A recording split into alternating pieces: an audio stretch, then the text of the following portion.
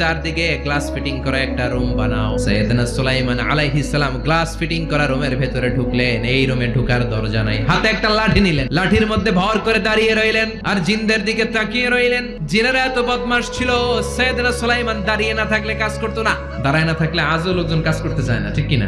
সুলাইমান আলাইহিস সালাম লাঠির মধ্যে ভর দিয়ে দাঁড়িয়ে রইলেন আর বললেন কাজ করো। জিনেরাও কাজ শুরু করলো। ওদিকে মালাকুল মাউত এসে বলল সুলাইমান সময় তো শেষ। সুলাইমান বলে সমস্যা নাই, রূহ কবজ করো। মালাকুল মাউত ওইভাবে লাঠিতে ভর দেওয়া অবস্থায়, দারুণ অবস্থায় সাইয়েদনা সুলাইমান আলাইহিস সালামের রূহ কবজ করে নিলেন। উনি এমন ভাবে দাঁড়িয়েছেন, রূহ চলে গেল, লাশ হয়ে দাঁড়িয়ে রইলেন। লাঠির মধ্যে দাঁড়িয়ে আছেন, জমিনের মধ্যে লুটিয়ে পড়ে নাই। সুবহানাল্লাহ। জিনেরা মনে করছে বস দাঁড়ায় আছে, কাজ করতে হবে। করতে করতে পুরা প্রজেক্টের কাজ শেষ। ইন দ্য মিন টাইম ঝিঝি পোকা, উই পোকা সুলাইমান আলাইহিস সালাম লাঠির ভেতরে ঢুকে লাঠিও খেয়ে ফেলেছে। সাইয়েদনা সুলাইমান আলাইহিস সালাম ধপাস করে জমিনে পড়েছে। আর জিনেরা কয় হায় হায়, খালি খালি কাম করছে এতদিন। সুবহানাল্লাহ কইবেন না?